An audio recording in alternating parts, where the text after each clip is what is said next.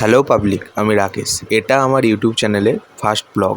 ঘরে বসে বসে বোর হচ্ছিলাম, সেই জন্য আমার বন্ধুরা বলল চ একটু ঘুরে আসি। আমি দাঁড়িয়েছিলাম সারসপুর বাজারে, শান্তনু এলো। আমি তারপর গাড়িটা মুছে নিচ্ছিলাম, দাদু কি একটা বলছিল, সঞ্জু এসে গেছিলো। আর আমরা বড়গাছিয়া ওখানে দাঁড়িয়েছিলাম স্বরূপের জন্য। স্বরূপও এসে গেছে।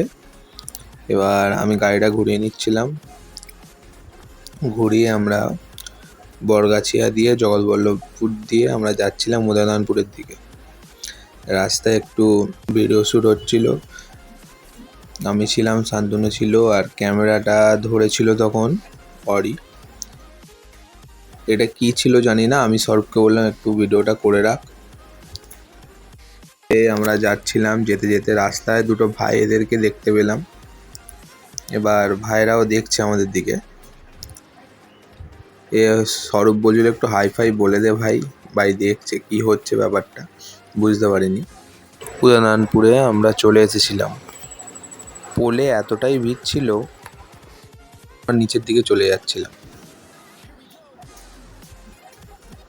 নিচের দিকে একটা ফাঁকা জায়গা, খুব সুন্দর জায়গা, সেখানটা আগে একবার গিয়েছিলাম, তখন ক্যামেরা ছিল না বলে ভিডিওটা করিনি। তারপর আমরা নিচেটায় চলে এসেছিলাম। দেখলাম দাদু এখন বেরিয়ে যাচ্ছে আমাদের সামনে দিয়ে জলের বোতল নিয়ে মাঠে কাজ করতে। এখানে আমাদের এখন ফটোশ্যুট চলছে। সঞ্জুর জামা এখন নিচে পড়ে গেছে, সেইটা বলা হলো বলে মামা তুলে রাখলো। এবার এর হচ্ছে এমন, মানে একটা ছবিকে 10 থেকে 12 বার না তুললে ওর ছবি ঠিক পছন্দ হয় না।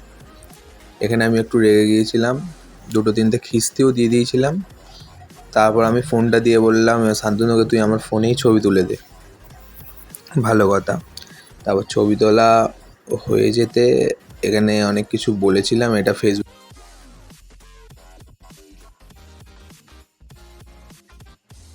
এখানে আমি বলছিলাম ওই যে পিছনে পোল দেখতে পাচ্ছ, ওখান থেকে আমরা এই নিচে চলে এসেছিলাম, ওখানে এতটাই ভিড় ছিল সেই জন্য।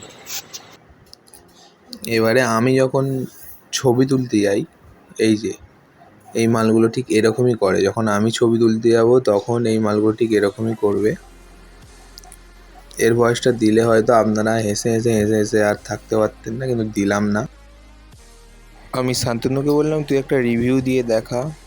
ও খুব সুন্দরভাবে রিভিউটা দিয়েছিল। আর এরা দুজন পাশ থেকে ওয়েট করছিল কখন আমি ক্যামেরাটা অফ করব। তারপর ওদের কিছু কাজকর্ম ছিল, সেটা সেরে নিয়ে তারপর আমরা চলে গিয়েছিলাম ফ্রাইডওয়ালা নামে একটি দারুণ রেস্টুরেন্ট ওপেন হয়েছে। সেই রেস্টুরেন্টটাতে আমরা তারপর কি খাবো সেটা অর্ডার দিচ্ছিলাম। আমার বন্ধু একটু কিছু বলতে চাইছিল। তারপর সঞ্জু চলে গিয়েছিল অর্ডার দিতে। আমি পাশ থেকে জিজ্ঞাসা করছিলাম কদিন হলো ওপেন হয়েছে। দিদি বলল যে 1 মাস হলো আমাদের রেস্টুরেন্টটা ওপেন হয়েছে।